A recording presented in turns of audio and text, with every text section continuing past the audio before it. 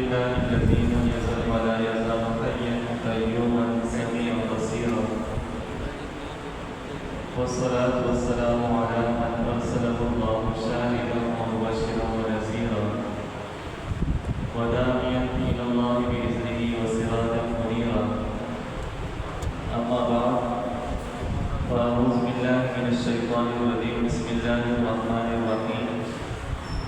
محمد رسول الله والذين معه أشداء على الكفار رحماء بينهم تراهم ركعا سجدا يبتغون فضلا من الله ورضوانا. صدق الله مولانا العظيم وصدق رسوله النبي الكريم الأمين. محبت سے سب آوازیں بلند حضور اکرم مجسم فخر عالم صلی اللہ علیہ وآلہ وسلم کی بارگاہ اقدس میں حضرت السلام پیش فرمائیں. الصلاة والسلام علیک یا سیدی یا رسول اللہ. الصلاة والسلام علیک یا سیدی یا حبیب اللہ. الصلاة والسلام علیک یا سیدی یا رحمت للعالمین وعلى آلك وأصحابك يا سيدي يا شفيع المذنبين. حمد و سلام کے بعد میرے نہایت مقدر و معزز سامعین کرام،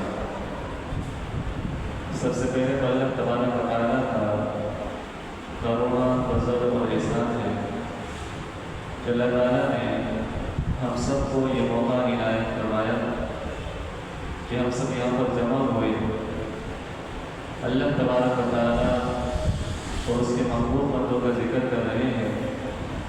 اللہ تعالیٰ ہم سب کے حاضری کو اپنی بارگاہ میں شرف قبولیت عطا فرمائے.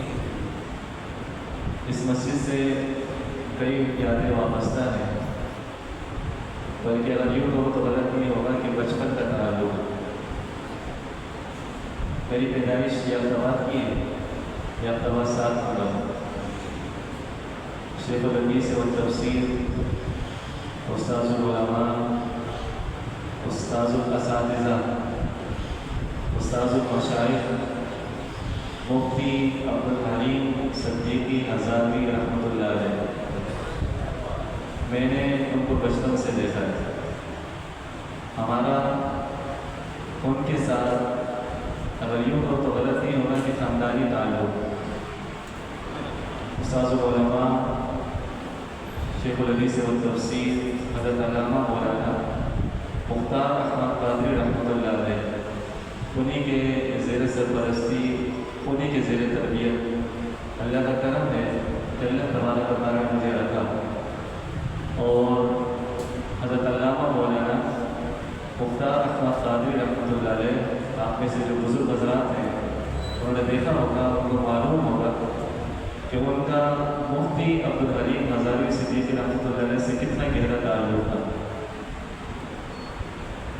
اس زمانے میں موبائل فون نہیں ہوا کرتے تھے، PTC ہوا کرتا تھا، اور یہ پیکیج وغیرہ بھی نہیں ہوتے تھے.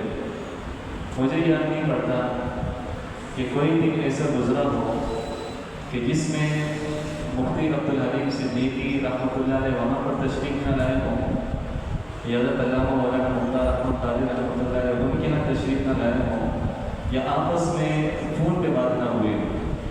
کوئی دن ایسا نہیں گزرا. حالانکہ میں کہہ رہا ہوں تو پیکیجز وغیرہ نہیں بنے، اور ایسا بھی نہیں کہ تھوڑی دیر بعد کی جب گفتگو شروع ہوتی تو آپ کو پتہ ہے کہ دینی معاملات ہیں، مدارس مدرسے کے معاملات ہیں، سیاسی معاملات ہیں. ایک طویل گفتگو ہوا کرتی تھی تو بڑے گہرے تعلق و تشریف لاتے ہیں، ہمارے سر پر ہاتھ بھی رکھتے ہیں. تو یہ تعلقات رہے. میں اللہ کا شکر ادا کرتا ہوں کہ اللہ تعالیٰ نے مجھے موقع دیا، اور اپنے بہت بڑا اعزاز سمجھتا ہوں کہ آج ان کی مسجد میں موجود ہوں اور چند جملے میں ادا کر رہا ہوں. یہ سب انہی بزرگوں کا فیض ہے، انہیں کا پڑھایا ہوا سبق ہے جو میں آج آپ کے سامنے بلاؤں گا. اللہ تبارک و تعالیٰ مجھے صحیح طریقے سے بیان کرنے کی توفیق عطا فرمائے. ہم سب کو سمجھ کر اس پر عمل کرنے کی توفیق عطا فرمائے. ماہ محرم الحرام اسلامی اور یہ قمری سال کا پہلا مہینہ ہے، اس کا آغاز ہو چکا ہے۔ اسی کی مناسبت سے مسجد کے اندر محافل کا شیڈول رکھا گیا، آپ حضرات بخوبی واقف ہیں، اور مجھے جو موضوع دیا گیا ہے وہ علی المرتضیٰ حضرت علی المرتضیٰ حیدر کرار شیر خدا رضی اللہ تعالیٰ عنہ۔ ان کی ذات کسی تعارف کی محتاج نہیں ہے، اور نہ مجھ جیسا بندہ ان کا تعارف پیش کر سکتا ہے، اور نہ وقت اتنا ہے کہ میں تفصیل کے ساتھ اپنے گفتگو کروں، اور چند جو میں عرض کروں گا ان کی بارگاہ میں اللہ تعالیٰ ان کا فیضان ہم سب پر جاری فرمائے۔ امیر المؤمنین سیدنا علی المرتضیٰ حیدر کرار رضی اللہ تعالیٰ عنہ، ان کا مقام، ان کا مرتبہ یہ ہے کہ ایک طرف سے صحابی رسول بھی ہیں اور دوسری طرف سے اہل بیت اعظام میں سے بھی، امیر المؤمنین بھی ہیں، داماد رسول بھی ہیں، عشر مبشرہ میں سے بھی ہیں، اور کتنا بڑا مقام، لیکن صحابی کا بہت بڑا مقام ہوتا ہے، کتنا بڑا مقام ہے صحابی کا۔ نبی کریم صلی اللہ علیہ وسلم نے ارشاد فرمایا کہ میرا صحابی اگر ایک مٹھ جو خیرات کرے اور فرمائے کہ غیر صحابی اور پہاڑ کے برابر سونا خیرات کر دے، غیر صحابی کے مقام تک نہیں پہنچ سکتا۔ اللہ نے اتنا بڑا مقام عطا کیا۔ اے غیر صحابی، چاہے وقت کا غوث ہو، ولی ہو، کتب ہو، ساری زندگی سجدوں میں پڑا رہے، اللہ تبارک و تعالیٰ نے صحابی کو وہ مقام عطا فرمایا ہے کہ صحابی تو بہت دور کی بات صحابی کے گھر دیرا تک بھی نہیں پہنچ سکتا۔ یہ صحابی کا مقام ہے۔ اور دوسری طرف اہل بیت نظام کا مقام کیا ہے؟ جس کی نسبت حضور سے ہو جائے کتنا بڑا مقام ہوگا۔ اب اندازہ لگائے نا کہ جس کو حالت ایمان میں نبی کریم صلی اللہ علیہ وسلم کا ایک لمحہ قربت میسر آ گئی کہ غیر صاحب اس کے مقام تک نہیں پہنچ سکتا، تو جس کا نسبی تعلق بھی حضور سے ہو اور آقا کریم علیہ السلام کی صحبت کو بھی پایا ہو، تو وہ اہل بیت نظام کا مقام اور مرتبہ کو بیان کر سکتا ہے، اس کا اندازہ کون لگا سکتا ہے۔ تو ایک طرف سے صحابی بھی ہیں حضرت علی شیر خدا رضی اللہ تعالیٰ، اور دوسری طرف سے اہل بیت نظام میں بھی آپ کا جو ہے وہ نام ہے، کیسے مبارک ہے ابتدا سے لے کر، بلکہ ابتدا کیا کہوں، حضرت علی شیر خدا رضی اللہ تعالیٰ یہ وہ معزز ہستی ہیں کہ انہوں نے آنکھ کھولی ہے سب سے پہلے آقا کریم علیہ السلام کی جمال جلالہ کا مشاہدہ فرمایا، آنکھ کھولی، حضور کا دیدار نصیب ہوا۔ کتنے بڑے صحابی، کتنا بڑا مقام، نبی کریم صلی اللہ علیہ وسلم کے زیر تربیت رہے، آقا کریم علیہ السلام کے زیر اثر رہے، حضور نے تربیت فرمائی۔ یہی وجہ ہے کہ حضرت علی شیر خدا رضی اللہ عنہ کا یہ مقام ہے کہ انہوں نے کبھی بھی بت کے سامنے اپنا سر نہیں جھکا، کبھی بھی نہیں، کبھی بت پرستی نہیں کی۔ اسی وجہ سے ان کا لقب ہے کرم اللہ وجہہ الکریم، اللہ تبارک و تعالیٰ ان کے چہرے کو منور کر دے، ان کے چہرے کو روشن کر دے۔ حضرت علی شیر خدا کرم اللہ وجہہ الکریم گھر پر تشریف لائے، عمر 8-9 سال کی ہے، بعض مورخین نے 10 سال لکھی ہے۔ دیکھا تو نبی کریم صلی اللہ علیہ وسلم اور ام المؤمنین سیدہ خدیجہ الکبریٰ رضی اللہ عنہا عبادت کر رہی ہیں۔ حضرت علی رضی اللہ عنہ نے دیکھا ایک نیا انداز، ایک نئی عبادت، تو جب آقا کریم علیہ السلام فارغ ہوئے تو حضرت علی رضی اللہ عنہ نے عرض کی کہ میں نے دیکھا ہے کہ آپ عبادت کر رہے تھے، ایک نئے انداز سے، ایک نیا انداز میں نے دیکھا، یہ کیا تھا؟ نبی کریم صلی اللہ علیہ وسلم نے فرمایا کہ مجھے اللہ تبارک و تعالیٰ نے اپنا نبی بنا کر بھیجا ہے، میں اللہ کا نبی ہوں، میں اللہ کا رسول ہوں، اور یہ جو میں عبادت کر رہا تھا یہ انداز مجھے اللہ تبارک و تعالیٰ نے عبادت کا سکھایا ہے، سنو میں تمہیں بھی اسلام کی دعوت دیتا ہوں۔ تو حضرت علی شیر خدا رضی اللہ عنہ نے عرض کی کہ آپ مجھے مہلت دیں، میں تھوڑا سوچ لوں۔ نبی کریم صلی اللہ علیہ وسلم نے ارشاد فرمایا کہ آپ کو مہلت دی۔ حضرت علی شیر خدا رضی اللہ عنہ گئے، اپنے والد محترم جناب ابو طالب سے مشورہ کیا، اگلے ہی دن آ کر نبی کریم صلی اللہ علیہ وسلم کی بارگاہ میں دین اسلام کو قبول کر لیا۔ وہ دن اور شہادت کا دن آپ دیکھیں، اسلام پر جب بھی کوئی نازک موقع آیا ہو آپ کو صف ہستی میں حضرت علی شیر خدا رضی اللہ عنہ نظر آئے. چاہے ہجرت کا موقع ہو، چاہے غزوہ بدر ہو، غزوہ احد ہو، غزوہ خندق ہو، ہر ایک غزوے میں آپ کو حضرت علی شیر خدا رضی اللہ عنہ صف اول میں نظر آئیں گے. ہجرت کا موقع ہے، کیسے کیسے لمحات ہیں، سارے واقعات اسی کو سماعت کر چکے ہیں. بس میں جو برکت کے لیے مجھے جملے عرض کر رہا ہوں کہ جب ہجرت کا موقع آیا، نبی کریم صلی اللہ علیہ وسلم نے ارشاد فرمایا کہ علی میرے پاس مکے والوں کی امانتیں ہیں، میں ہجرت کر رہا ہوں، آج کی رات میں ہجرت کر کے مکے سے مدینہ چلے جاؤں گا. اے علی تم ایسا کرنا، میرے بستر پر آرام کرنا، صبح مکے والوں کی امانتیں دے کر تم بھی مدینہ المنورہ آ جانا. حضرت علی شیر خدا رضی اللہ عنہ نبی کریم صلی اللہ علیہ وسلم کے بستر پر آرام کرتے ہیں. آقا کریم علیہ السلام کی چادر مبارک اپنے اوپر اوڑھ دیتے ہیں. واقعہ کیسا ہے، وقت کیسا ہے. باہر مشرکین مکہ ہر ایک قبیلے کے ایک ایک نوجوان ہاتھ میں ننگی تلوار لیے کھڑا ہے. کس کے انتظار میں؟ نبی کریم صلی اللہ علیہ وسلم کے آنے کے انتظار میں کہ حضور جیسی بات آئیں گے ہم حملہ آور ہو جائیں گے. آقا کریم علیہ السلام کے بستر پر اس رات آرام کرنا یہ کوئی آسان بات ہے. اور چادر اوڑھی ہوئی، چادر بھی کس کے؟ حضور کی چادر. کیسا خطرناک ترین لمحہ تھا. لیکن قربان چاہیے، میں نے عرض کیا نا کہ ابتدا سے لے کر انتہا تک جب بھی اسلام پر نازک موڑ آیا، آپ کو سب اول میں حضرت علی شیر خدا رضی اللہ عنہ نظر آئیں گے. حضرت علی شیر خدا رضی اللہ عنہ اس بستر پر آرام فرما ہوئے. کسی نے پوچھا علی رات تو بڑی خطرناک تھی، بڑی خوفناک تھی، دشمن کے حملے کا خطرہ تھا، کہیں سے بھی کبھی بھی حملہ آور ہو سکتا تھا. اس رات تمہاری کیفیت کیا تھی؟ حضرت علی شیر خدا رضی اللہ عنہ فرماتے خدا کی قسم جتنی سکون کے ساتھ مجھے اس رات نیند آئی ہے زندگی میں کبھی نیند نہیں ہے. کیوں؟ وجہ کیا ہے؟ لمحات تو بڑے خطرناک تھے. حضرت علی شیر خدا رضی اللہ عنہ فرمایا اس کی وجہ یہ تھی کہ نبی کریم صلی اللہ علیہ وسلم نے فرمایا کہ علی صبح لوگوں کی امانتیں دے کر تم مدینہ المنورہ آ جانا.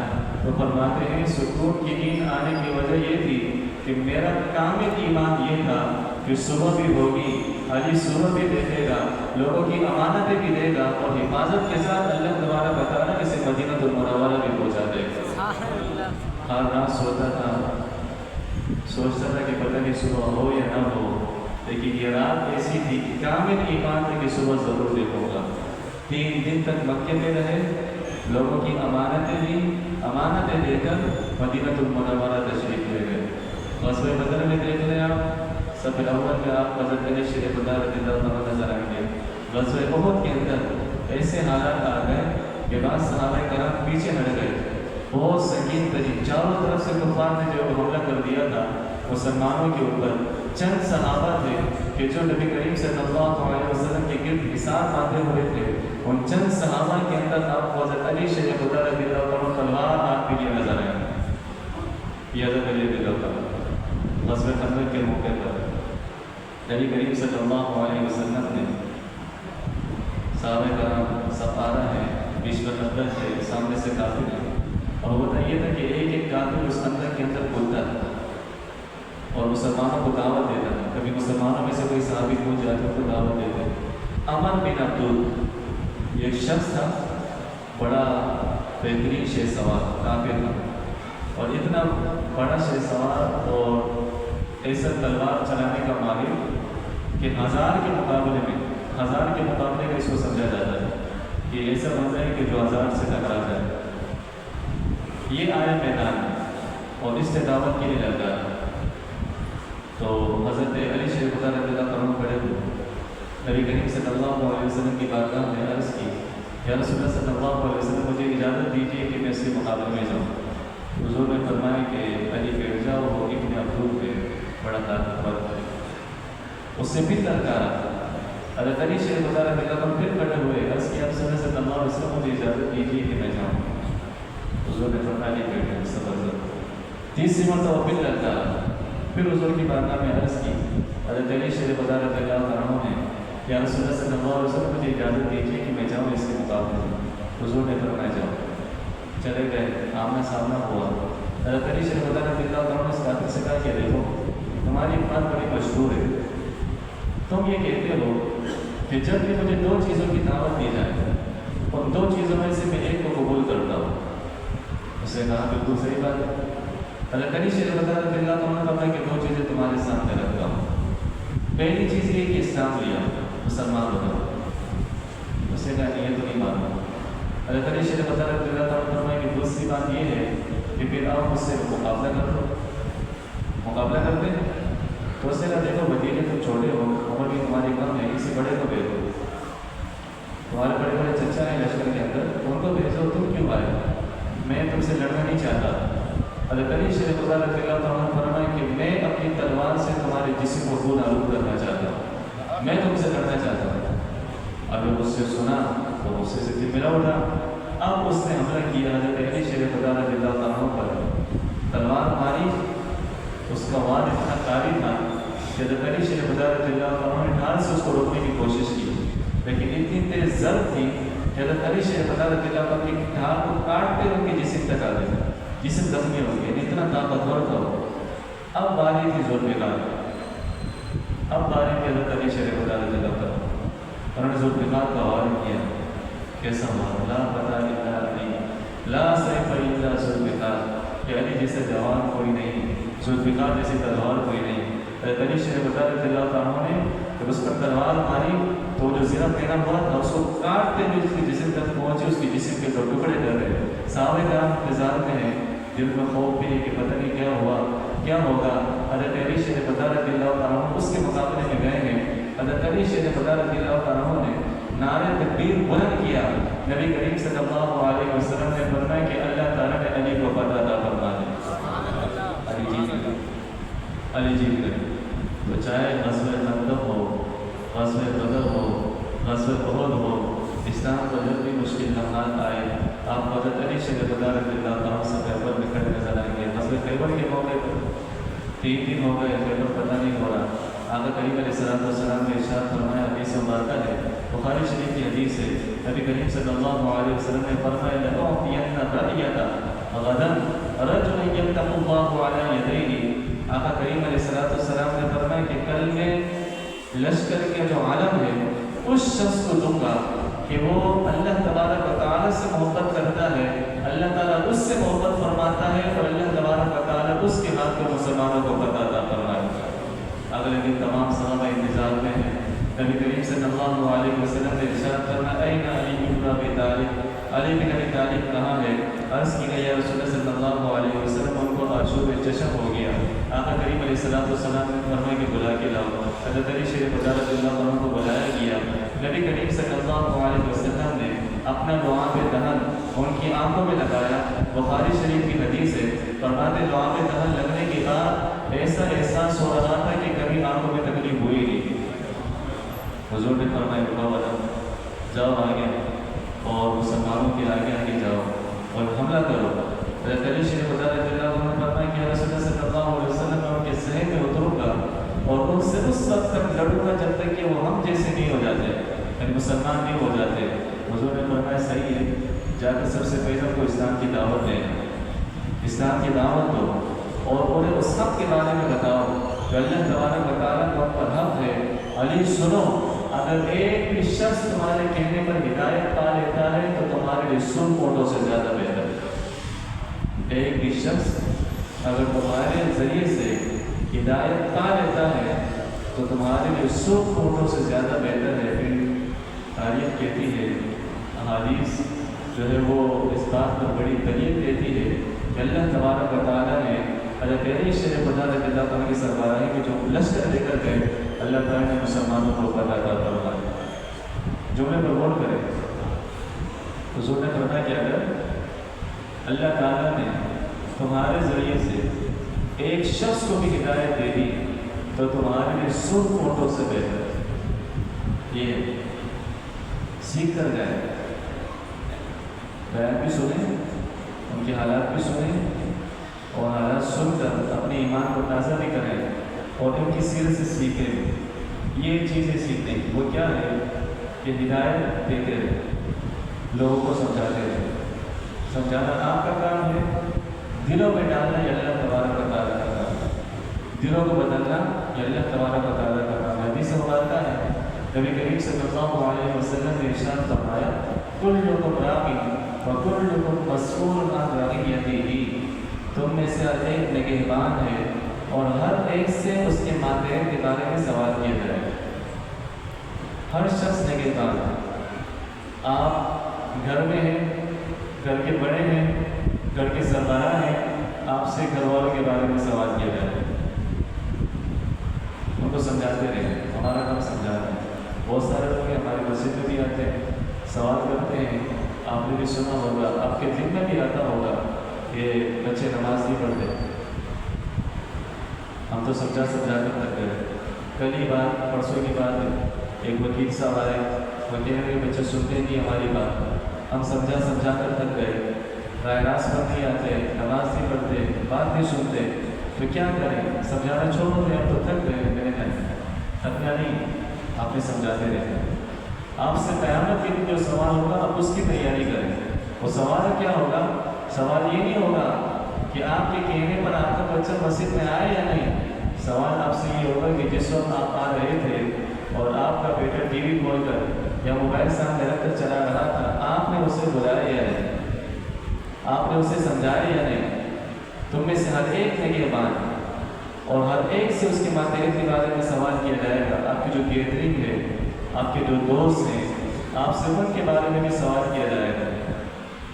کوشش کریں لوگوں کے عقائد کی اصلاح کرنے، صحابہ کی محبت دلوں میں بٹھائیں، اہل بیت نظام کی محبت دلوں میں بٹھائیں، نبی کریم صلی اللہ علیہ وسلم کی محبت لوگوں کے دلوں میں بٹھائیں۔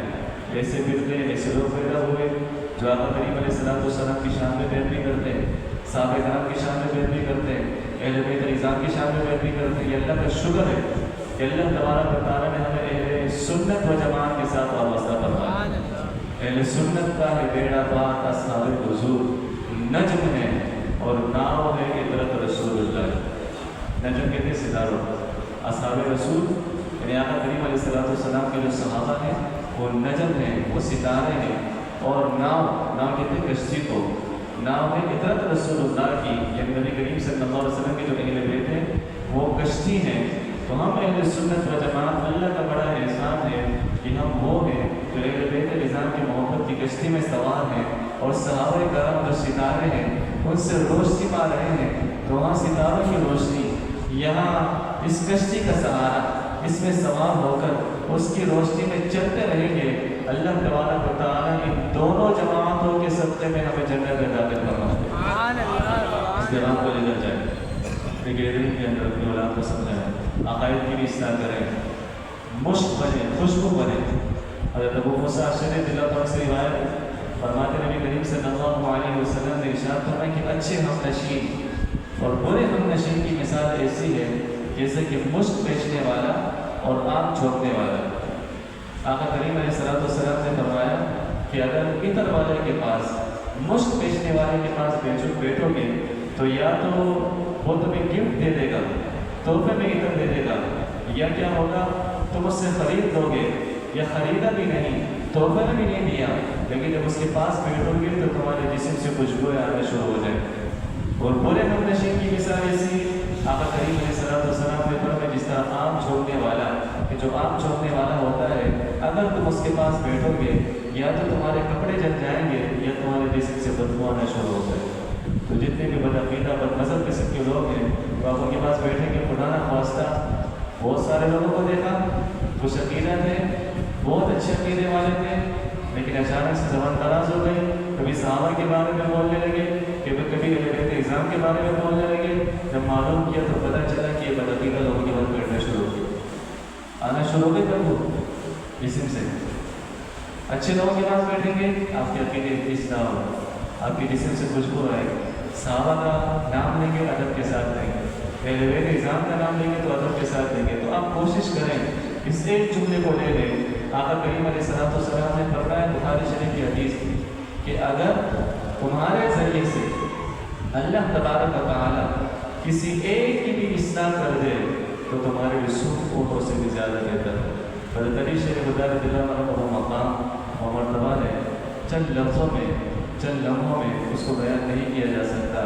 صحابی رسول بھی ہیں، اہل بیت نظام میں بھی ہیں، صحابہ کرام کا ادب کرنے والے بھی، اور وہ سمجھتے کہ شاید میرے بیٹا صاحبہ میں کوئی رنجش تھی، ایسا کچھ نہیں تھا، وہ آپس میں بڑی محبت کرنے والے تھے۔ حضرت علی شریف رضی اللہ عنہ سے کسی نے پوچھا، بس آخری بات، کسی نے پوچھا کہ آپ ہمیں بتائیں سیدنا ابوبکر صدیق رضی اللہ عنہ کی خلافت کے بارے میں، آپ کیا کہتے ہیں ان کی خلافت کے بارے میں، کیا آپ نے ان کی بیان کی تھی؟ تاریخ الخلفاء امام جلال الدین سیوطی رحمۃ اللہ علیہ نے اس کو روایت کیا، فرماتے ہیں کہ حضرت علی شریف رضی اللہ عنہ فرمایا کہ نبی کریم صلی اللہ علیہ وسلم نے جن کو ہمارے دین کے لیے منتخب کیا، ہم نے ان کو اپنی دنیا کے لیے بھی منتخب کر لیا۔ دین کے لیے کیسے منتخب کیا؟ آپ کو پتہ ہے کہ آپ کریم علیہ السلام کی حیات طیبہ میں کئی دنوں تک سیدنا ابوبکر صدیق رضی اللہ عنہ نے نمازیں پڑھائی، تو حضور نے جن کو مصلی نماز کے لیے منتخب کیا، نماز پڑھانے کے لیے منتخب کیا، حضرت علی شریف رضی اللہ عنہ فرماتے ہیں کہ ہم نے وہ خلافت کے لیے بھی منتخب کر دیا۔ حضور نے دین کے لیے منتخب کیا، ہم نے دنیا کے لیے بھی منتخب کر دیا، فرمایا دین تو دنیا سے زیادہ افضل ہے۔ تو یہ آپس کی محبتیں ہیں، یہ محبتیں سکھائیں، اپنے بچوں کو بتائیں۔ حضرت علی شریف رضی اللہ عنہ کا بہت بڑا مقام، بس ایک حدیث مبارکہ اس کے بعد میں ختم کرتا ہوں۔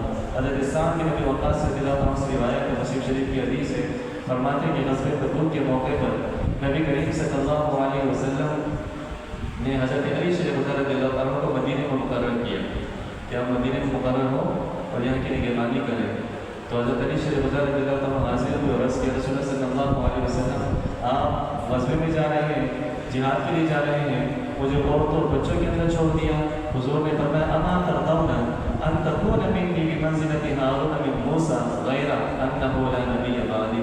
آقا کریم علیہ السلام نے فرمایا کہ تم اس بات پر راضی نہیں ہو کہ تمہاری میرے ساتھ مثال ایسی ہے جیسے کہ حضرت ہارون علیہ السلام کی مثال حضرت موسیٰ علیہ السلام کے ساتھ تھی، لیکن سنو غیر انه لا نبی بعدی، میرے بعد کوئی نبی نہیں۔ حضور خاتم النبیین ہیں، قیامت تک نبی کریم صلی اللہ علیہ وسلم کے بعد دوسرا کوئی نیا نبی نہیں آ سکتا۔ ایک اپنی نبوت اس عقیدے کو بھی لے کر جائیں اور دماغ کھول کر، کان کھول کر اس بات کو سنیں کہ یہ جو مرزا غلام احمد قادیانی کے ماننے والے قادیانی دجال کافر ہیں، یہ آپ کے علاقوں میں بھی پہنچ چکے ہیں۔ پہلے میں لگتا تھا شاید ممبر پر جو امام صاحب بات کر رہے ہوتے قادیانیوں کی، مرزائیوں کی، ہوں گے کسی علاقے کے اندر، پنجاب کے اندر کسی علاقے کے اندر، ہمیں اس سے کیا، لیکن میں آگاہ کر رہا ہوں آپ کو، یہ آپ کے اپنے علاقے میں بھی ارد گرد اپنے اولاد کی صحیح تربیت کریں۔ ختم نبوت کا عقیدہ میں نے عرض کیا نا، شیخ الحدیث والتفسیر حضرت علامہ مولانا مفتی عبدالحلیم صدیقی آزاد رحمۃ اللہ علیہ، یہ بھی ان مجاہدین میں سے جو ختم نبوت کی تحریک کو لے کر چلے۔ یہ تو اللہ تعالیٰ کی طرف سے بہت بڑی سعادت ہے، اللہ تعالیٰ آپ کو امام بھی ایسے عطا فرمائے۔ تو ساری زندگی انہوں نے اس مشن پر کام کیا، اور اب یہ فتنہ اور زیادہ بڑھ رہا ہے۔ کبھی اسمبلیوں میں آوازیں اٹھتی ہیں، کبھی گلی کوچوں کے اندر۔ بالکل کان کھول کر، دماغ کھول کر سنیں اس بات کو۔ میں کسی پنجاب کی بات نہیں کر رہا، نہ میں اندرونی سندھ کی بات کر رہا ہوں۔ یہ ڈاکخانہ کا ایریا، اس کے پیچھے علاقہ ہے طالب کالونی، وہاں پر ایک مسجد ہے۔ پچھلے سال کی بات ہے، 11ویں شریف کی محفل کے وہاں پر گئے۔ یہ کتنا حساس معاملہ ہے اور ہم کتنے غفلت کے اندر، مسجد کے اندر ہم گئے، 11ویں شریف کی محفل ہوئی۔ محفل کے بعد ہمارے ساتھی تھے، وہ چکر لگانے لگے، لائبریری کا چکر لگایا کریں، ذرا دیکھا کریں، کتابیں پڑھا کریں، قرآن پڑھا کریں۔ تو انہوں نے اٹھائی ایک کتاب، ایک قرآن ترجمے والا، وہ لے کر آئے ہمارے پاس، بولے دیکھو۔ ہم نے کہا مجھے کیا ہوا، قرآن ترجمہ؟ وہ جب کھول کر دیکھا تو وہ قادیانیوں کا ترجمہ تھا، قادیانیوں کا ترجمہ۔ اہل سنت کی مسجد میں، یہ پنجاب کی بات نہیں بتا رہا، میں اندرونی سندھ کی بات بتا رہا ہوں، یہ آپ کے علاقے طالب کالونی کے اندر اہل سنت کی مسجد میں قادیانیوں کا ترجمہ رکھا ہوا ہے۔ پھر انہوں نے بتایا کہ دیکھو یہ میرا مشن ہے، میں جب بھی جاتا ہوں کسی کی مسجد کے اندر، چاہے نماز پڑھنے جاؤں چاہے محفل کے اندر جاؤں، کہتے میں ایک نظر وہاں کی لائبریری میں جا کر دیکھتا ہوں، وہاں کے قرآن اٹھاتا ہوں، کیونکہ یہ قادیانی دجال کذاب اب یہ کر رہے ہیں، علاقوں کے اندر گھس کر اہل سنت کی مساجد میں جا کر کچھ نہیں بولیں گے، خاموشی سے اپنے ترجمے والا قرآن رکھتے ہیں، اپنی کوئی کتاب رکھ دیں گے، رکھ کر چلے جائیں گے۔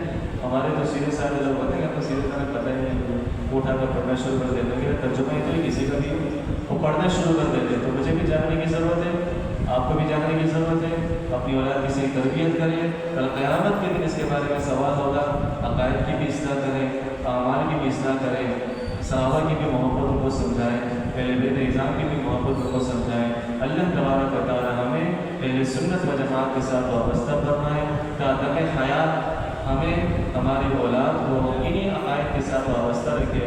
جتنے باطل فرقے ٹولے دجال کذاب ہیں، ہمیں اور سب کی اولاد کو اللہ تبارک و تعالیٰ سے محفوظ فرمائے۔ آخر میں دعا کروں گا اس کے بلندی سے وہ تفسیر حضرت علامہ مولانا مفتی عبدالعلیم ہزاروی صدیقی رحمۃ اللہ علیہ، اللہ تبارک و تعالیٰ کے درجات کو مزید بلند فرمائے، ان کے مزید فیض و برکات سے